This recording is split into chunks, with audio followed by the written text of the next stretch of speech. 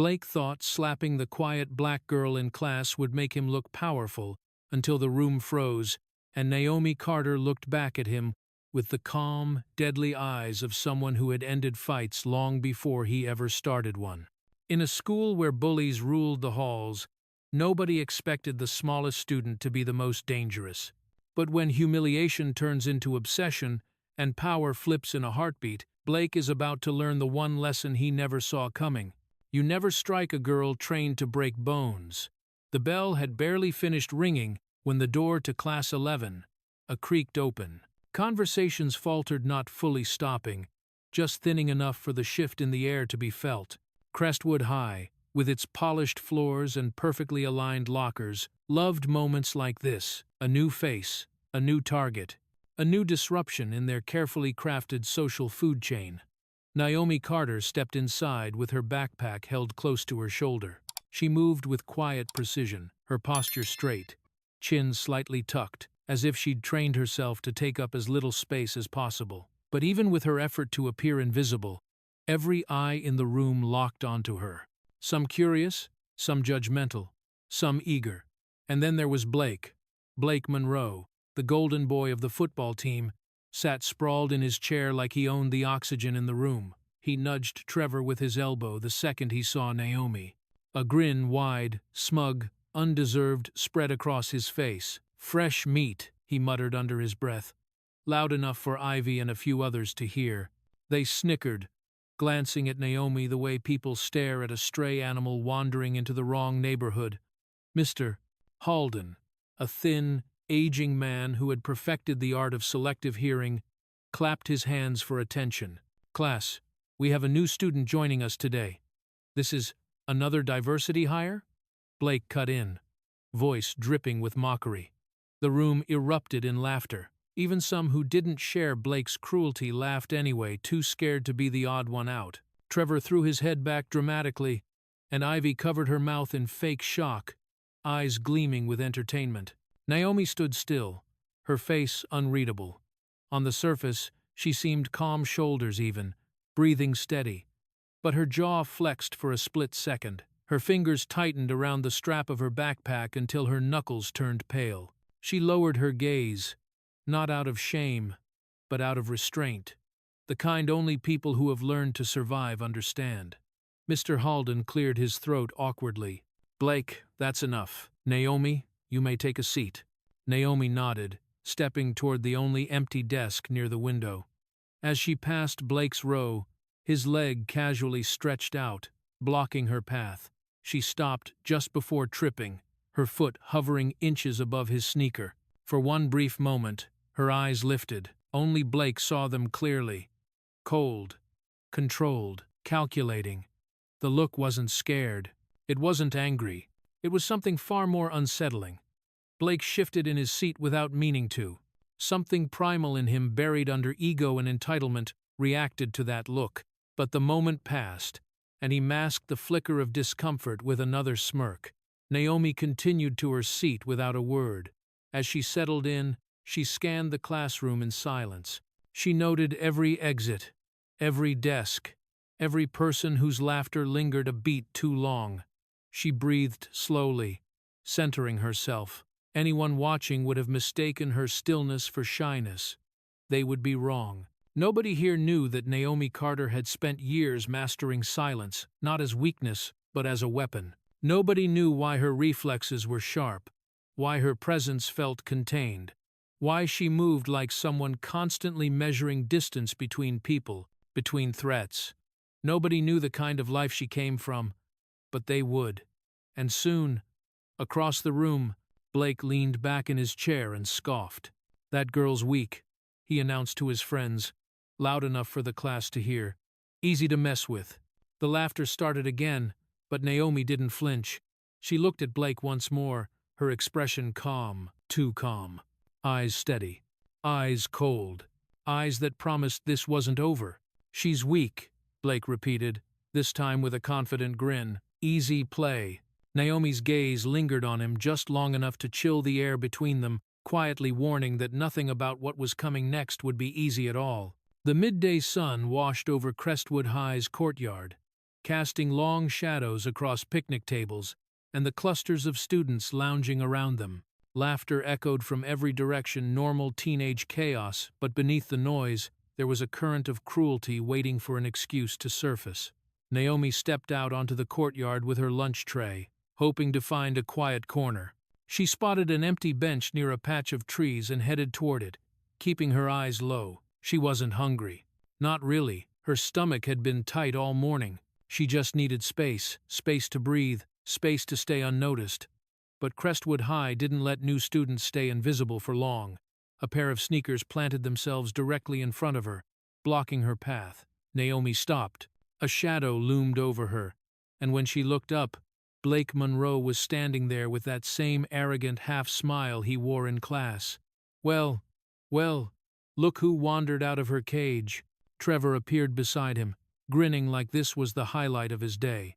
Ivy followed, phone already raised, recording before anything even happened. Naomi calmly adjusted her grip on her tray. "Can I help you?" Blake gave a mock gasp. "Did you hear that? She talks." Trevor snickered. "Give her a break, Blake. Maybe she thinks this school is actually going to treat her like one of us." Blake leaned in closer, his voice dropping into something colder. "You really think this place welcomes people like you?" The words weren't shouted, but they cut sharper than if he'd screamed them. Ivy zoomed in, capturing every second. A few nearby students slowed their steps, sensing drama.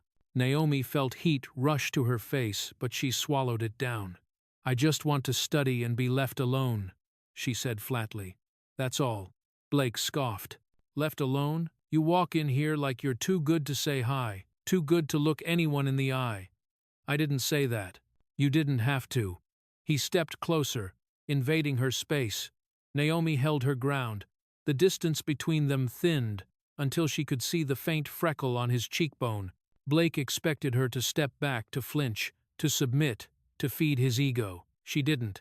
Something flickered behind his eyes. Annoyance, confusion, a bruise to his pride. Trevor nudged him. "Dude, she's kinda tough." Didn't even blink. Ivy kept recording, whispering, "Push her. Make her react. This'll get views." Blake didn't need much encouragement. He shoved Naomi's shoulder hard. The impact jolted through her body, but she didn't fall. Her stance didn't break. She absorbed the force and remained planted like a rooted tree. Students nearby gasped softly. Blake's smirk faltered. "What? You think you're strong or something?" he snapped. "No," Naomi replied quietly. "I just don't want to fight." Blake stepped closer again, chest puffed, anger rising. "Then act like it, or things are going to get real bad for you." Naomi's fingers curled. Every instinct told her to defend herself, but every memory told her restraint mattered more. She inhaled, slow and controlled. Then she spoke low, calm, dangerously steady. "Don't touch me a second time." Trevor froze. Ivy blinked. Even Blake's expression nodded for a moment, something dark flashing behind his confident facade. "What did you say?" he demanded. Naomi didn't repeat herself. She simply held his gaze, her eyes no longer dull or tired but razor-sharp, the kind of sharp that warned predators they'd misjudged their prey. The courtyard suddenly felt too quiet, too still. Blake clenched his jaw. That one sentence, soft but unshaken, felt like an insult, a challenge. Naomi wasn't pleading. She wasn't intimidated. She was drawing a line, and Blake Monroe hated lines he didn't draw himself. Naomi's whisper echoed in his mind, sharper than any shout, "Don't touch me a second time." Blake didn't know it yet, but provoking her today would become the first and worst mistake he ever made. The afternoon sun filtered weakly through the blinds of room 214, casting striped shadows across the desks as Mr. Halden scribbled grammar rules on the board. The soft scratch of chalk was supposed to be the only sound in the classroom. It wasn't. Blake had made sure of that. Naomi sat at her desk, eyes fixed on her notebook, trying to follow the lesson. But every few seconds, something happened beneath the table. A sharp kick to her shin. First gentle, then harder, then hard enough to make the desk tremble. Blake Monroe smirked without bothering to hide it. Across the aisle, Trevor casually folded a small note into a crude paper airplane, flicking it onto Naomi's desk. She didn't need to open it to know what it said. Their whispers were loud enough. Darky. New freak. Scholarship charity case. Meanwhile, Ivy sat behind them with her phone, half hidden under a book, live streaming the entire spectacle. Guys, stay tuned, she whispered to her viewers. This is gonna get good. Naomi inhaled slowly. She had tried ignoring them, but there was only so much silence a person could endure. Finally, she placed her pencil down, gathered the little courage she had left, and stood up. Can you stop? She said, quiet, polite, painfully composed. Blake turned in his seat with exaggerated surprise. Oh, wow. She talks again, he said. What's wrong? Can't take a joke? That wasn't a joke, Naomi replied. He stood up too. Suddenly, he was right in front of her, too close, his breath warm and sour with cafeteria nachos. You better learn how things work here, Naomi, he sneered. People like you don't get to tell people like me what to do. The room hushed. Desks creaked as students leaned forward, phones angled discreetly. Trevor grinned, enjoying the show. Ivy mouthed, closer, closer, to Blake, urging him to escalate. Naomi kept her spine straight. Back away! Blake laughed, a sharp, humorless sound. Make me. Mr. Halden remained oblivious at the front, lost in the lesson. The class waited, hungry for drama. Naomi clenched her fists at her sides, her breathing controlled but visibly tighter. I'm not doing this with you, she said, and turned slightly, as if to step away. Blake's expression twisted.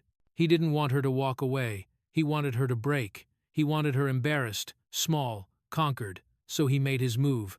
Without warning, Blake's hand shot out. Crack! His palm smashed across Naomi's cheek. The impact echoed through the room like a snapped branch. Even the blinds rattled. A collective gasp swept across the class. Phones rose higher. Ivy's stream viewers spammed comments in shock. Mr. Halden finally turned, eyes widening, but he froze, unsure what to do. Naomi didn't move. She didn't stumble. She didn't cry. She didn't even raise a hand to her face. She simply looked up, slowly, straight into Blake's eyes. Her gaze wasn't angry. It wasn't hurt. It wasn't afraid. It was sharp, cold, deep. The kind of look that made the air shift. Something inside Blake recoiled, instinct, fear. Something primal he didn't have a name for. He stepped back half an inch without meaning to, his throat tightening for a split second. It was all microscopic, but Naomi saw it, and so did Trevor. Dude, Trevor whispered, but Blake quickly puffed his chest out again, covering the involuntary fear with a smirk. What? You gonna hit me now? Do it! I dare you! Naomi didn't lift her hands. She didn't raise her voice. She simply said, You just made a very big mistake. A hush fell over the room. Ivy lowered her phone, eyes wide. Goosebumps prickled across Trevor's arms. Even Blake felt a chill he couldn't explain. Because for the first time since Naomi walked into Crestwood High, he sensed that this wasn't going to end the way he had imagined. You just made a very big mistake, she repeated, soft, but lethal enough to silence an entire room. And Blake had no idea that mistake would come back to haunt him before lunchtime even ended. The cafeteria buzzed with the usual lunchtime chaos, clattering trays, overlapping conversations, the sharp smell of reheated pizza, but beneath the normal noise was a strange, electric tension. Students huddled in tight circles, whispering, gasping, laughing nervously. Screens glowed everywhere. Naomi didn't need to ask what they were watching. Her cheek still carried the faint warmth from Blake's slap, but she kept her head down, moving toward an empty table at the far end. She had only taken 2 steps when the first voice rose above the murmur. Yo, did you see her eyes? She didn't even blink. She stared him down like she wasn't human. She looked like she was about to kill him. Naomi's grip tightened on her tray. She hadn't planned for any of this. She just wanted that moment to end, to forget it. But cameras never forgot, and high school never forgave. By the time she reached her table, Her phone buzzed with notifications she refused to open. Across the cafeteria, a group of girls replayed the video frame by frame, slowing it down as if they were analyzing footage of a wild animal. "She didn't flinch," one said. "She didn't even move," another added. "No normal person reacts like that." Ivy sat with them, chin high, lipstick flawless, scrolling through comments on her live stream recording. She expected laughter. She expected people to mock Naomi, maybe call her dramatic or pathetic. But instead, the comments confused her. Why was she so calm? "Bro," her eyes were scary. "She looks like she wasn't afraid at all." She stared at him like she was calculating something. That last comment made Ivy pause. Calculating? The thought irritated her. The whole point of humiliating someone was to break them, not to give the school a new mystery to obsess over. Ivy clicked out of the app and slammed her phone onto the table. "This is ridiculous," she muttered. "Why is everyone acting like she's special? She's supposed to be embarrassed." Trevor, sitting nearby with his fries untouched, leaned back. "I don't know, Ivy. That look she gave Blake was kind of freaky." "Shut up," Ivy snapped. Across the room, Blake Monroe sat at a table surrounded by his football teammates. But even here, whispers reached him. "Dude, did you see her face? She didn't even react when you hit her. You sure she won't come after you? Maybe she's like, trained or something." Blake's jaw twitched. He hadn't come to the cafeteria expecting to be the subject of jokes, or speculation, or rumors that he was the one who looked scared. He slammed his tray down, making several students flinch. "She's not special," he growled. "She's nothing, just another nobody who doesn't know her place." Trevor hesitated, then said quietly, "She stood her ground, man. You hit her hard." Blake shot him a glare sharp enough to cut. "And I'll hit her again if I want to." But underneath his anger was something he didn't want to acknowledge, the 1-second tremor he felt when Naomi looked at him after the slap. A sinking, instinctive fear he pushed deep down. He wouldn't let her get inside his head. "She wants to act tough?" Blake stood up abruptly, shoving his chair back. "Fine. This afternoon, I'll make her kneel." The table went silent. Even his teammates exchanged uneasy glances. Blake's voice shook not with fear, but with fury. "She embarrassed me," he said. "On camera. In front of the whole school." He punched his palm. "I'm ending this today." Ivy smirked again, regaining her confidence. "About time. Make sure I get a good angle." Blake hovered for a moment, staring across the cafeteria at Naomi, who sat alone, quietly eating, unaware she was being targeted yet again. "She's dead to me," he muttered. "After school," Blake snarled, "I'm gonna make her kneel." End quote. But Blake had no idea that the moment he tried to break her, he would end up facing something far more terrifying than humiliation. The final bell had rung 20 minutes ago, leaving Crestwood High unusually quiet. The hallways, once packed with bodies and noise, were nearly empty now, lit only by the sterile flicker of overhead lights. Classroom doors were shut. Lockers were closed. It was the perfect time for a cornered hunt. Naomi walked toward the science wing with her backpack slung over one shoulder, planning to drop off her late assignment and head straight home. But the moment she turned the corner toward the lab, she felt it. That shift in the air again, the subtle tightening in her chest. Someone was here. Before she could react, a hand clamped around her upper arm. Blake. He shoved her through the open doorway of the lab, Trevor close behind him. Trevor immediately pulled the door shut and twisted the lock with a trembling hand. "Don't scream," Blake hissed. "Not that anyone would come for you anyway." The room was dim, the only light coming from the fading sun through the tall windows. Beakers and microscopes lined the counters. Shadows stretched long across the floor. Naomi stepped back slowly, her body instinctively shifting to keep distance between her and both boys. "What do you want?" she asked, voice low but steady. Blake spread his arms dramatically. "Isn't it obvious? We're just here to talk." His grin was venomous. "Man to whatever you are." Trevor lifted his phone and began recording. His hands trembled, but the excitement in his eyes made Naomi's stomach tighten. Blake took a threatening step forward. "You embarrassed me today," he said, "and now you're going to fix that." Naomi's pulse quickened, but not with fear, with calculation. She glanced at the locked door, the windows, the boys' stances, the way Blake's right hand flexed before pulling back. "Don't," she warned. But Blake didn't listen. His arm swung toward her face, faster than last time, full of confidence and rage, except it never landed. Naomi's hand shot up. Her fingers wrapped around Blake's wrist mid-air, stopping the strike cold. The speed of her movement was so sharp, so precise, that Trevor gasped. His phone momentarily tilted off frame. "What the—" Trevor choked out. Blake tried to yank his arm free, but Naomi didn't let go. Her grip tightened not painfully, but firmly enough to assert dominance. With one swift turn of her hips and a calculated twist of his wrist, she redirected his momentum. Blake went down, hard. His knees buckled, slamming against the tile floor with a sickening echo. He let out a strangled groan, face contorting in pain and humiliation. Naomi didn't strike him. She didn't kick. She simply redirected him, and he crumbled. Trevor froze, phone still recording, hand shaking so violently the frame blurred. "Naomi, what did you just—" he whispered. But Naomi wasn't looking at him. She stared down at Blake, eyes cool, controlled, almost disappointed. "I told you not to touch me again," she said quietly. For a moment, Blake remained on the floor, stunned.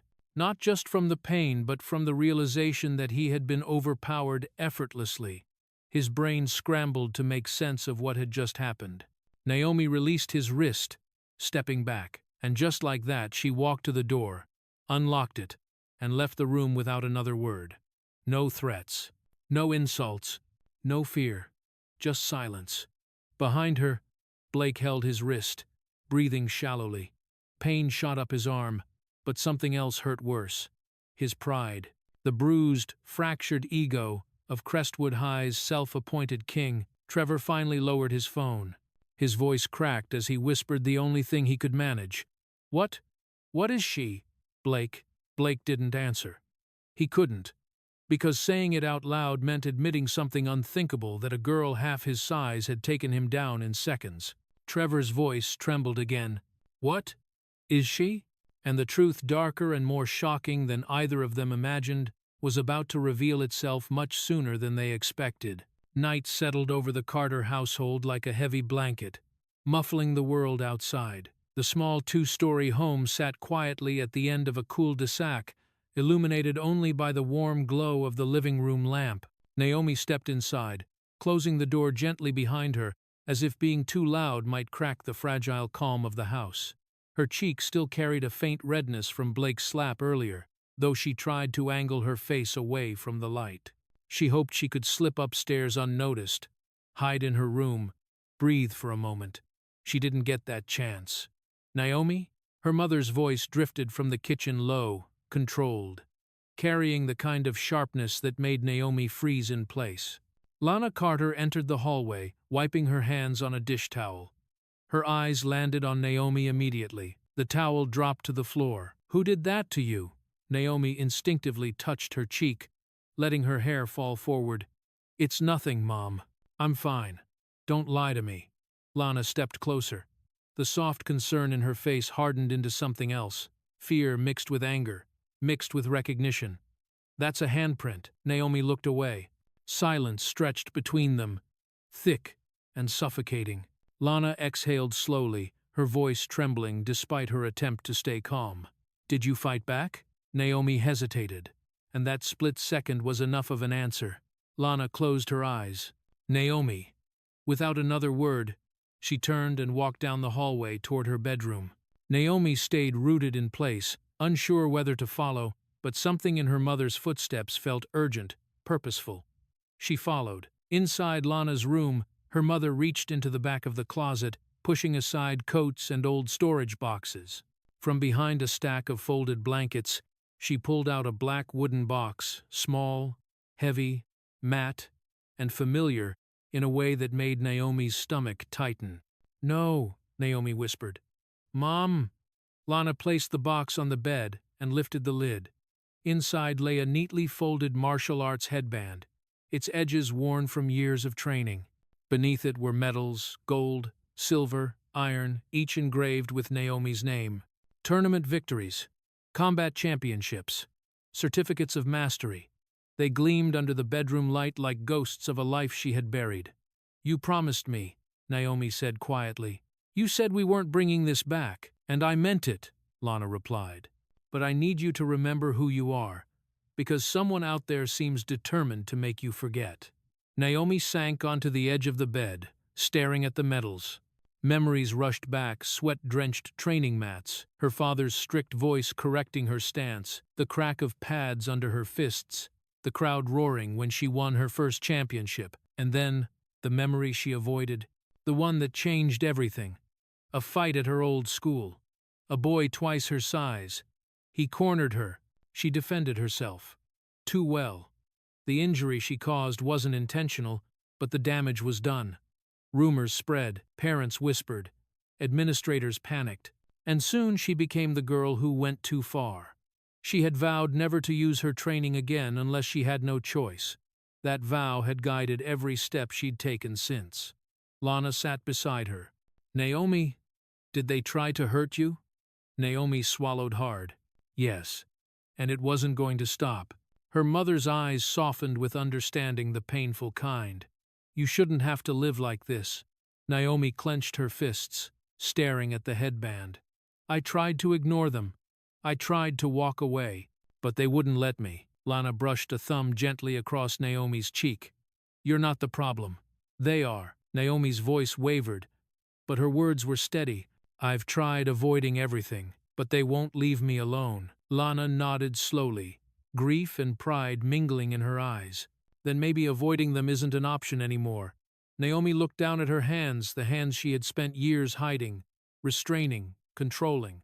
The hands trained to defend, not to harm. Naomi had sworn never to fight again, unless her life was in danger.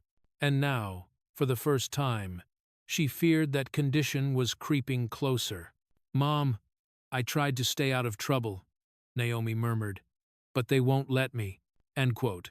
And the next day, trouble wouldn't just find her. It would explode into something none of them were ready for.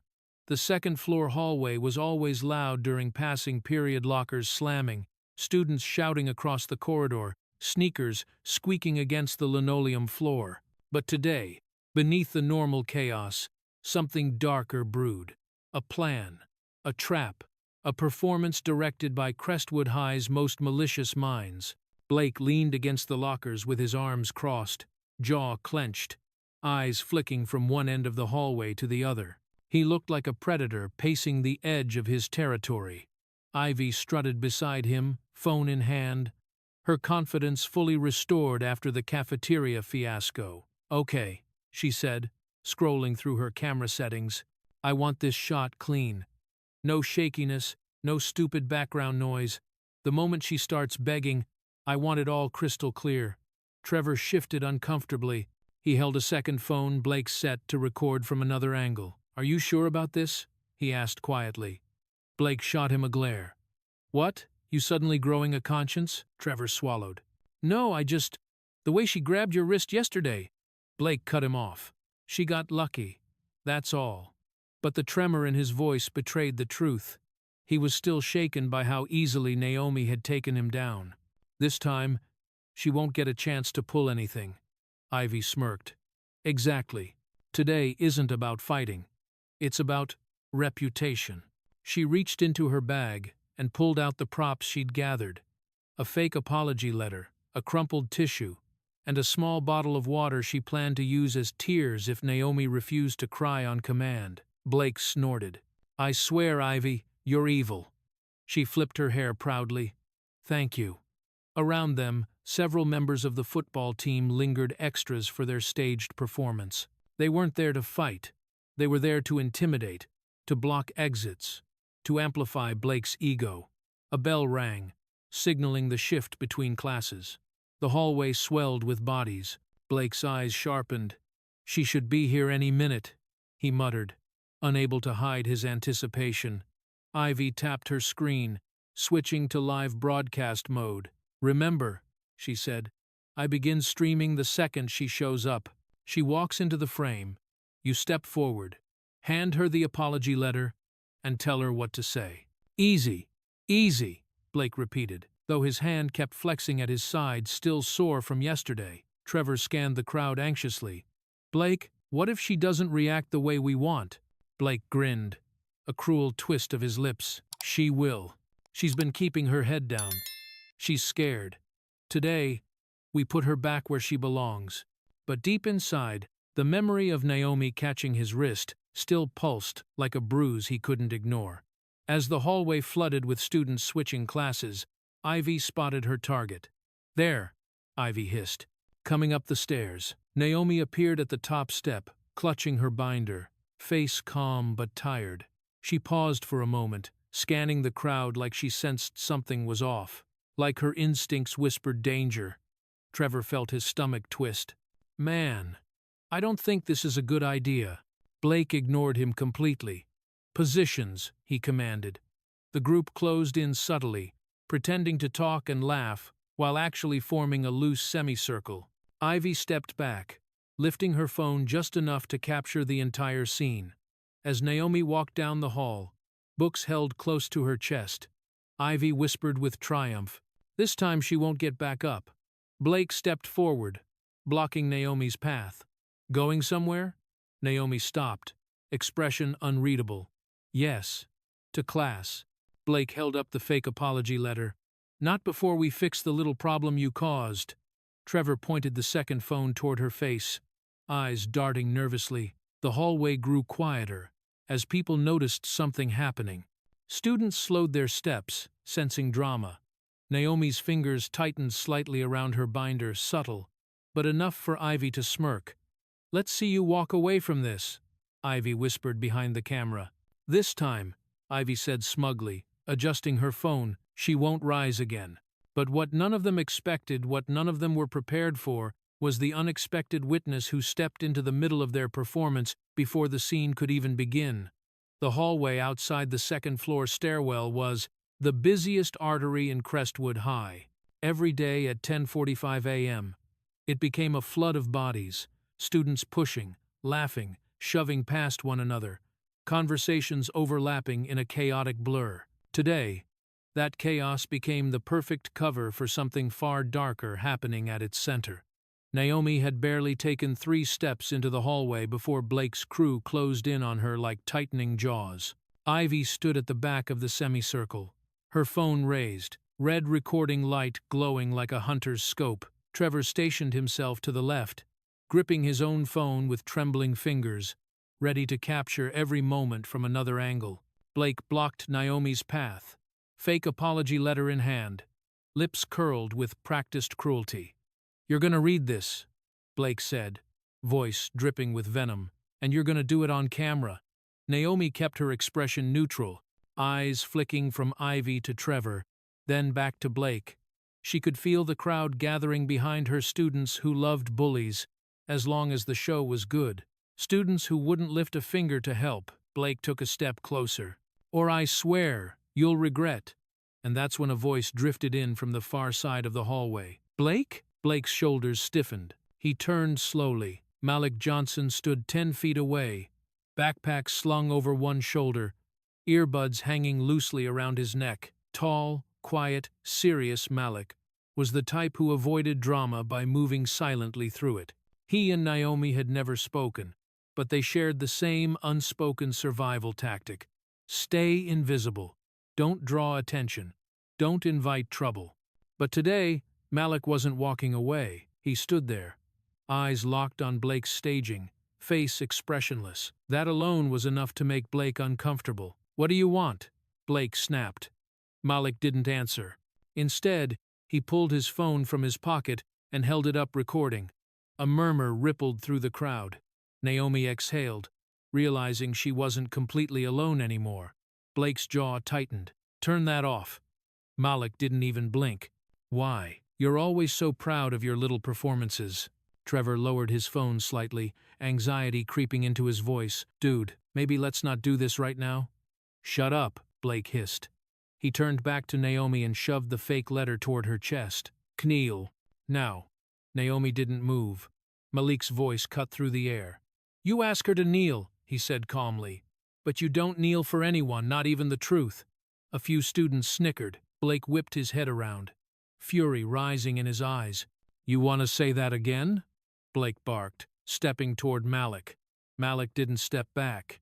Instead, he zoomed his camera in steady, unshaken. I said you don't kneel for the truth. Ivy scoffed. Oh, please, Malik. You barely speak. Stay out of this before Blake. But Malik didn't even spare her a look. For the first time, Naomi saw something in Malik she hadn't noticed before. A simmering anger. Years of quiet endurance finally reaching a breaking point. Blake clenched his fists. I swear, Malik, You'll what? Malik asked softly. Hit me too? In front of 50 witnesses? The hallway fell silent. Blake faltered, but only for a moment. Turn off the camera. Malik tilted his phone, catching Ivy's recording, Trevor's second-angle stream, and Blake standing inches from Naomi. Nah, he said. I think the school needs to see this. Snapped into place quietly, invisibly, but with devastating effect. Malik wasn't just recording. While Blake argued, Malik's thumb swiped across the screen, sending the live footage directly to Miss Riva, the school's student counselor, the one already investigating racial discrimination reports. The message read, You need to see this, now. Malik slipped his phone back to his side, still recording discreetly, and spoke just loud enough for the bullies to hear. I think you guys just dug your own grave. Blake stiffened. What did you say? Malik leaned in slightly, eyes cold. I said, Today, you buried yourselves. A wave of whispers spread through the hallway. I think you just dug your own grave, Malik whispered. Calm, certain, and lethal. But the chaos that came next wouldn't just bury Blake's reputation. It would unleash something far more dangerous than any of them were prepared for. Classroom 204 sat in the far corner of the academic wing, quiet, isolated, and usually locked when not in use. Today, the door stood slightly ajar, casting a thin rectangle of light across the empty floor. Naomi didn't notice it at first. She was focused on getting to her next class without drawing attention. But Blake was faster. A rough hand grabbed her wrist. Get in, he snarled, yanking her through the doorway. The door slammed shut behind them. Click. Locked. Naomi jerked her hand back, heart pounding in her ears. Blake, stop! Shut up! He spat. Trevor hovered near the door, pale, sweating, terrified. This wasn't the staged humiliation plan anymore. This was something feral, unstable. Blake, let's just go, he whispered. But Blake didn't hear him or didn't care. His rage had been simmering all day, ignited by embarrassment, fueled by fear, and now burning completely out of control. You think you can embarrass me? You think you can make me look weak? Blake shouted. I never touched you, Naomi said quietly. You attacked me, and I'll do it again, Blake snapped, face contorting. I'll end this before you ruin me. Trevor stepped forward. Dude, seriously. She didn't do anything.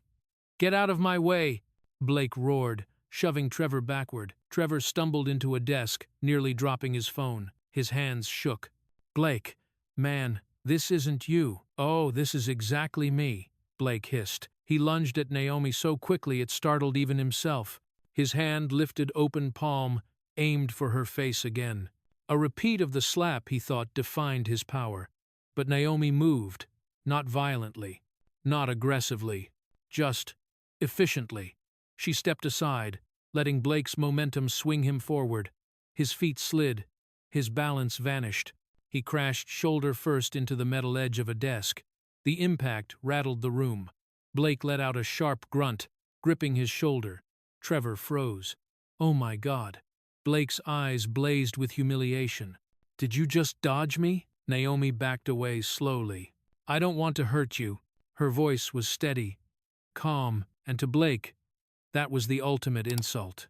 To him, being avoided was worse than being punched. Being dodged felt like being dismissed, like he wasn't even worth fighting. You, he snarled, chest heaving. You think you're better than me. No, Naomi whispered. I'm trying to end this before someone gets hurt. But those words only poured gasoline on Blake's fury, snapped into place like a trapdoor opening beneath him. Naomi wasn't fighting. She was only defending. It was her restraint, not her strength, that unhinged him completely. You're mocking me, Blake charged again, this time with both fists swinging wildly. Naomi ducked, stepped back, shifted her weight, neatly avoided every blow without counterattacking, and that drove Blake into absolute madness. Stand still, he screamed. Trevor finally panicked. Blake, stop. She's gonna... But Naomi wasn't striking back, not even a reflexive hit. She was only avoiding, redirecting, letting his rage defeat him instead of her fists. Blake stumbled again, nearly falling over a chair. Fight me! He howled. Hit me back! Naomi shook her head, breathing hard. I won't. You will. Blake lunged with everything he had. No control, no strategy, no sense. Just blind, desperate violence. This time Naomi had no room to step aside. His fist flew toward her face, and something inside her snapped. Not anger, not fear. Instinct. Pure, trained, lethal instinct. Her pupils narrowed. Her body lowered into a stance she thought she'd abandoned forever. Every muscle tightened with precision. This was the part of herself she'd spent years locking away. The part trained to end threats. And in that moment, as Blake threw himself at her with everything he had, Naomi felt her entire assassin's instinct snap awake. What happened next wouldn't just decide the fight. It would change the fate of the entire school. Blake's body lunged toward her like a collapsing wall, heavy, uncontrolled, and fueled entirely by rage. His fist sliced through the air, inches from Naomi's cheek. Time slowed, stretching into something thin and fragile. And Naomi finally understood.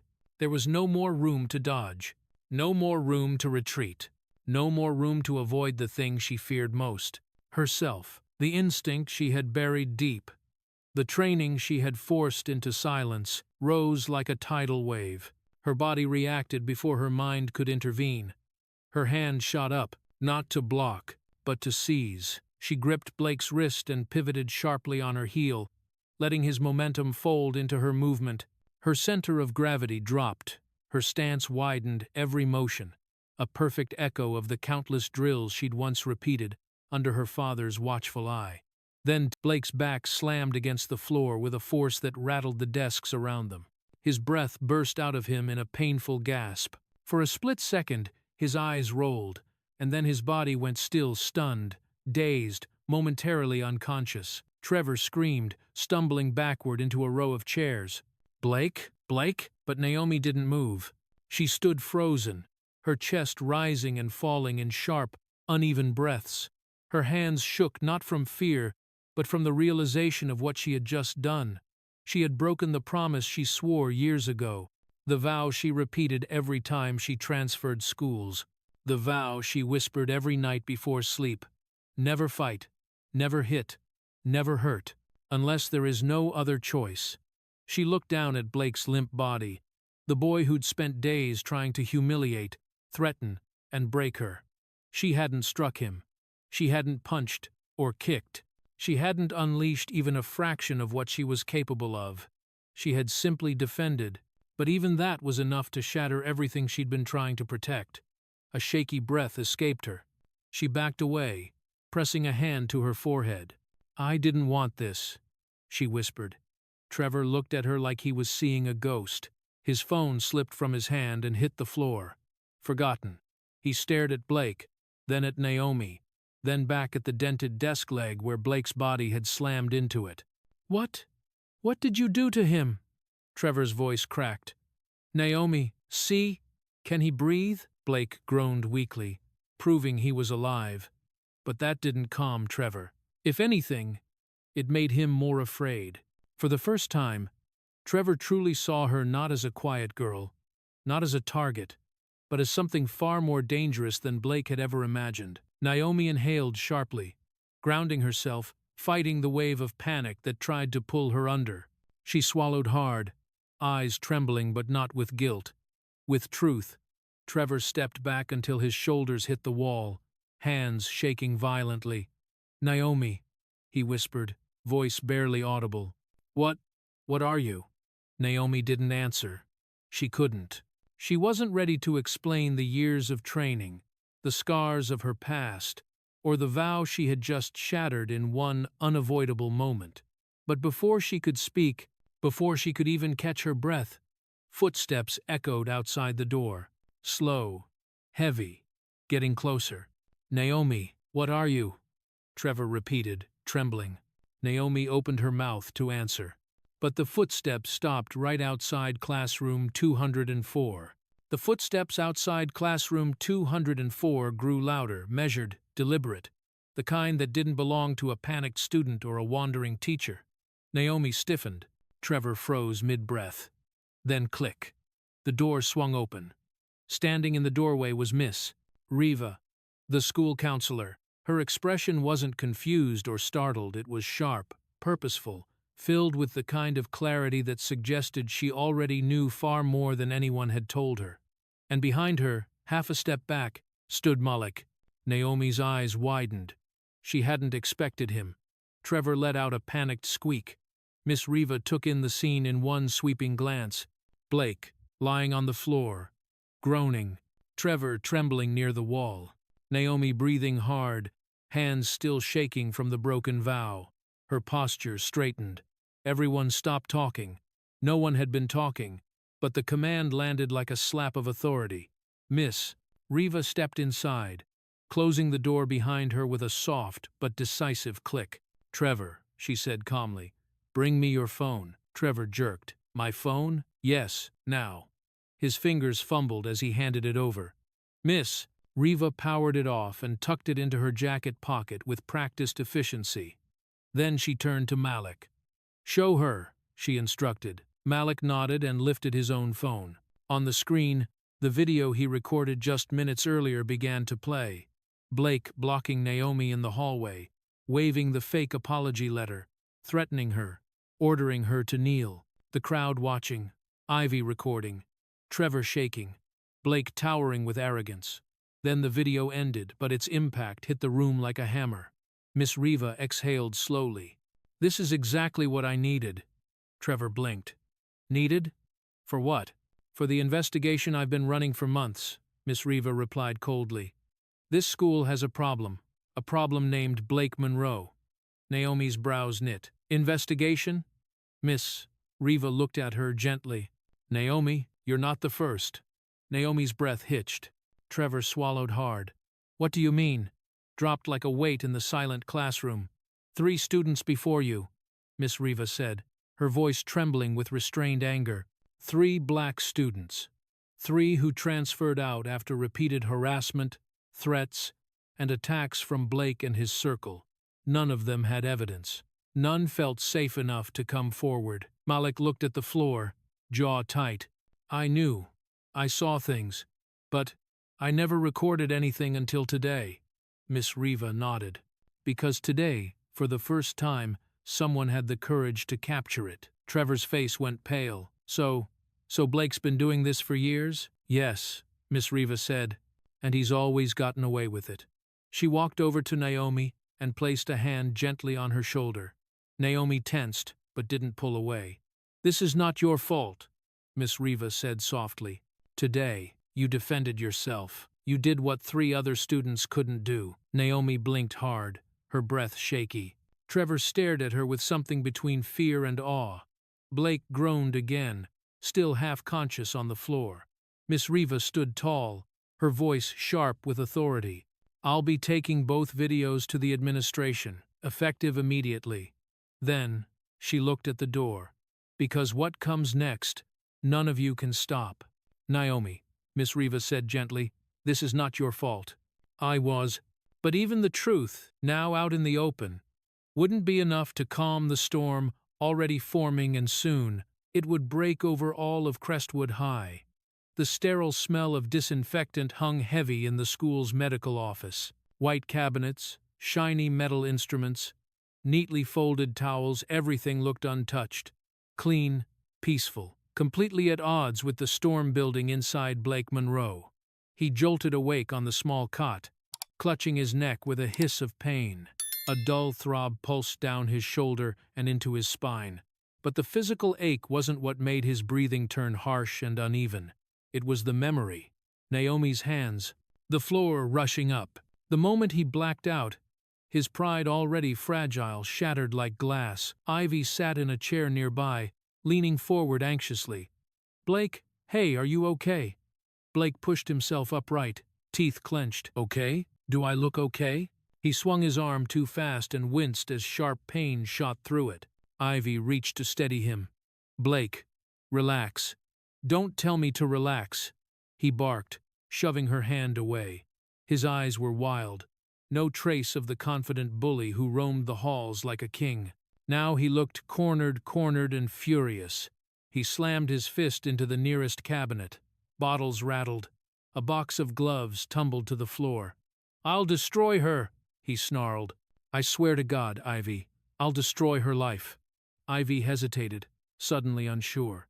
"Blake, this is getting out of hand." "She made me look weak," he shouted. "In front of the whole school. Everyone saw. Everyone knows."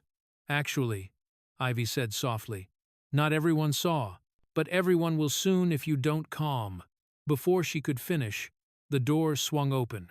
Principal Dalton stepped inside, face stern, clipboard in hand. "What's going on in here?" he asked sharply. Blake quickly straightened, forcing a pained expression onto his face. "Sir Naomi Carter, she attacked me." Trevor, sitting in the corner of the room with his hands clasped tightly together, flinched. Principal Dalton raised an eyebrow. "Attacked you?" "Yes," Blake insisted, pointing to the bruise forming along his collarbone. "She came at me from behind. I didn't even see her."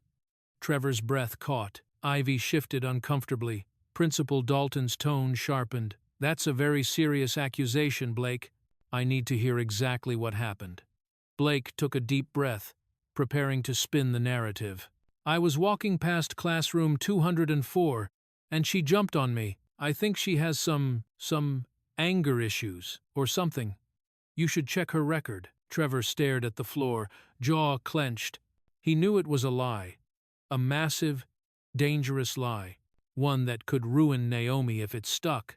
Principal Dalton turned his gaze toward Trevor. "Trevor? Is that what you saw?" Blake's head whipped toward him, eyes filled with a silent warning. "Tell him," Blake ordered quietly. Too quietly. "Tell him exactly what I just said." Trevor swallowed hard, throat clicking. His palms were sweating. His leg bounced uncontrollably. "Trevor," Dalton repeated, firmer this time. "What happened?" Trevor tried to speak. His voice cracked. I don't." Blake leaned closer, voice low and venomous. "If you don't back me up, you're done. You hear me? Done. Off the team, out of the group. No one will have your back." The threat hung in the air like a blade. Trevor's breathing hitched. He wasn't brave like Malik. He wasn't strong like Naomi. He had always followed Blake because it was easier, safer. But now, safe didn't exist.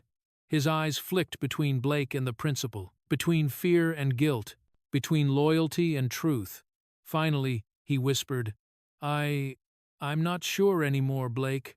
Blake's face twisted in shock and betrayal. Trevor's voice trembled as he stared at the floor. I'm not sure anymore, Blake." Unquote. And while Blake's circle began to crack from within, Naomi was about to face a danger far greater than lies or bruises. A danger coming straight from the people in power. The late afternoon sun cast a golden glow across the school's conference room, but inside, the atmosphere was ice cold. The long wooden table, usually used for faculty discussions and budget reviews, had become an arena, a battlefield, and everyone present knew it. Naomi sat quietly at the far end of the table, her fingers interlaced tightly in her lap. Her breath remained steady, but her shoulders were tense. She knew she didn't belong here, not as a criminal, not as an aggressor, but the looks from Blake's mother told a different story. Mrs. Monroe sat across from her, wearing a blazer that screamed money and entitlement. Her expression twisted with outrage. "This is ridiculous," she snapped. Why are we wasting time? Expel her. That girl is violent. She attacked my son like some kind of wild animal.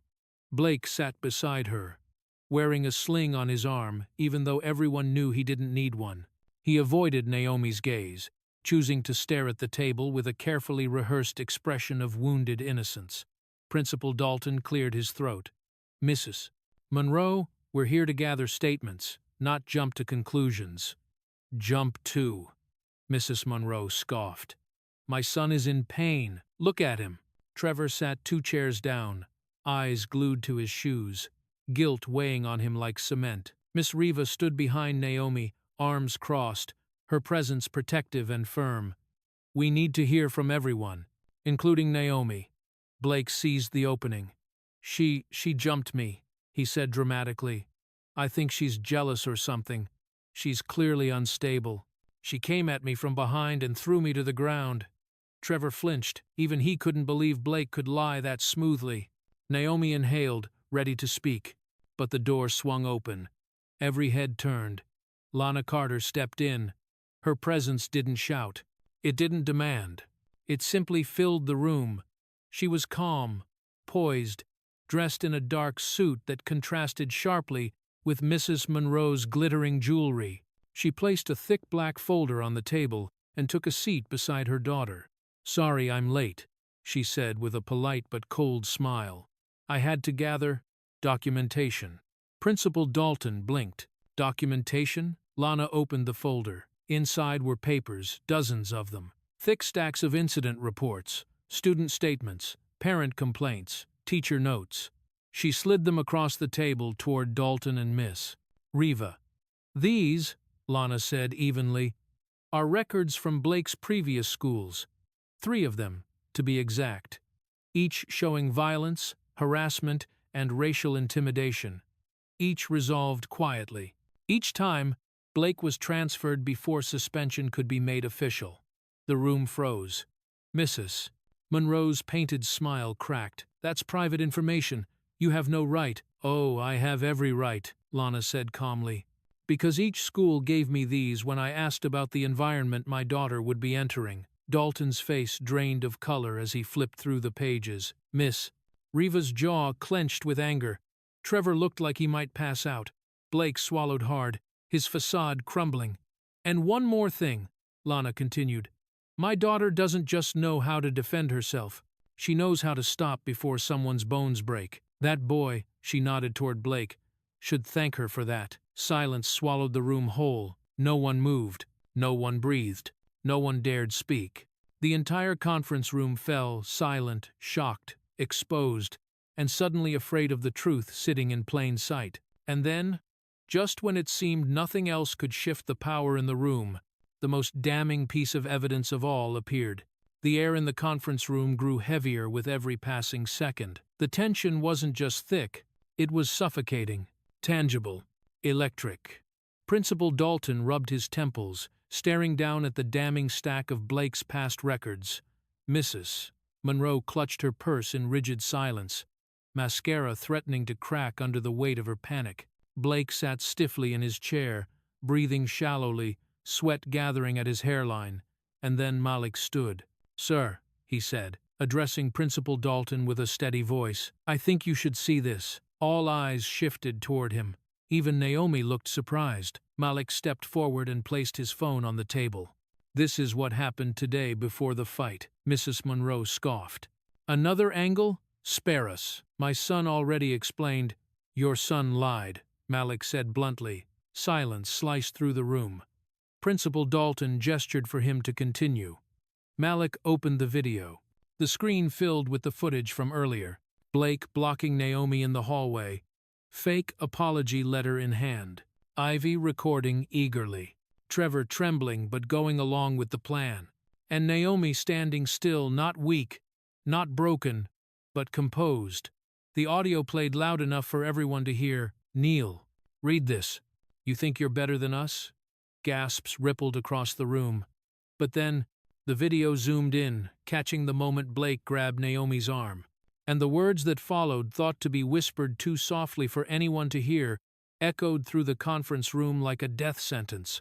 I'm going to take him down today. Today I'm going to crush her. Mrs. Monroe's mouth fell open. Dalton's face drained of every trace of authority. Trevor's eyes filled with instant regret.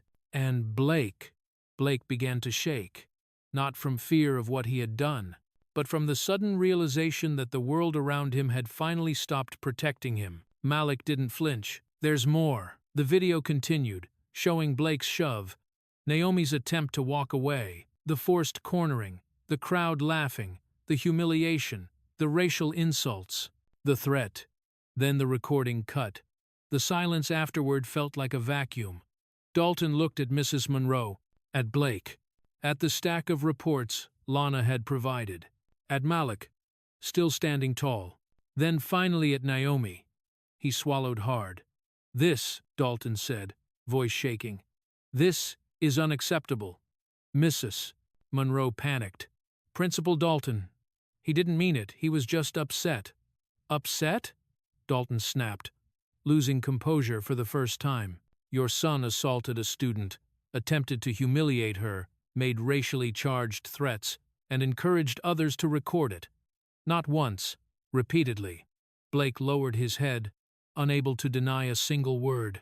Miss Riva stepped forward, and it didn't end there. He attacked her again in classroom 204. That is on record, too. Trevor shut his eyes, guilt and fear swirling behind them. Dalton exhaled heavily, setting the phone down as though it burned. He rose from his chair, expression grim, had detonated in the center of the room, and there was no going back. The entire system that had protected Blake for years, his reputation, his parents' influence, the school's silence, collapsed in a single moment. Dalton turned toward the group, shoulders heavy with the weight of responsibility. We need to make a decision, Principal Dalton said, voice dark and final. And the decision they made next wouldn't just punish Blake. It would alter the future of every student in Crestwood High. The next afternoon, the sky over Crestwood High was painted in streaks of amber and rose warm colors that didn't match the cold tension gathering at the school's front gate. Students lingered in clusters, whispering, watching, waiting. News traveled fast in high school, but justice traveled faster today. Blake Monroe stood outside the main entrance, face red with fury, breath coming in ragged bursts, a formal letter crumpled in his fist. His mother hovered near him, pale and speechless, for once unable to twist reality to shield him. Blake shouted at anyone who passed. She lied. She attacked me.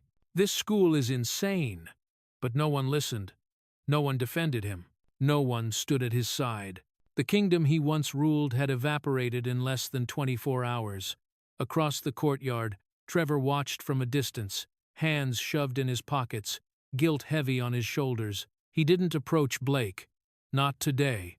Maybe not ever again. Ivy, meanwhile, had cleaned her social media pages, deleted every video, every trace of the harassment she once celebrated, and slipped away silently, blending into the crowd like she never belonged to him at all. And then the doors opened. Naomi stepped out.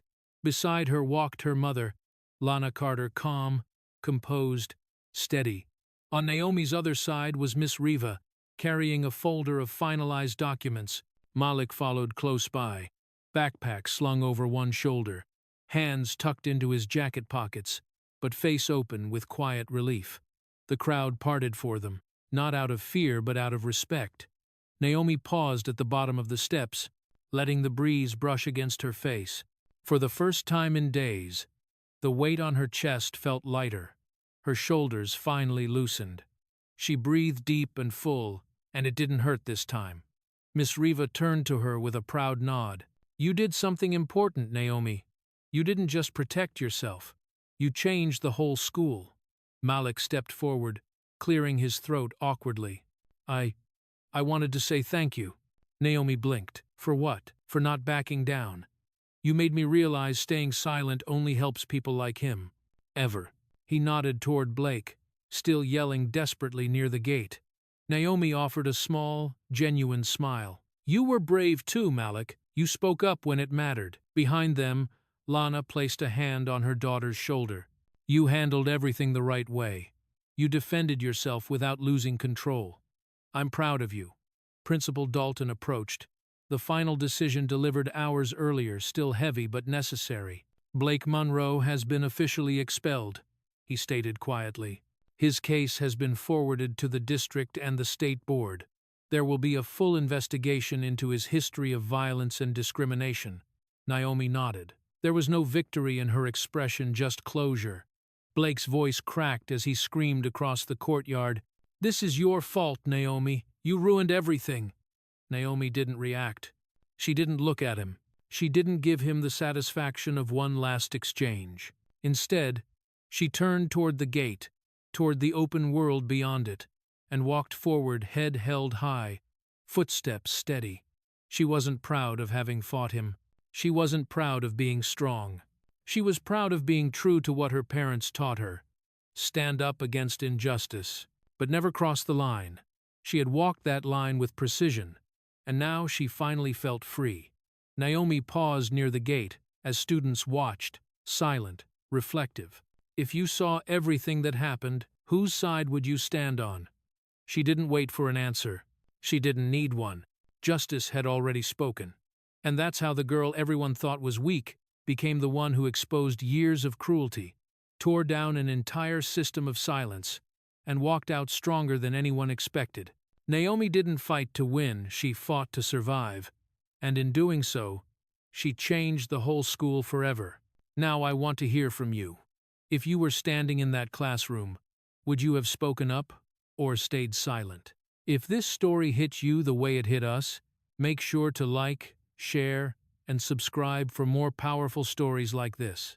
Your support keeps these voices alive.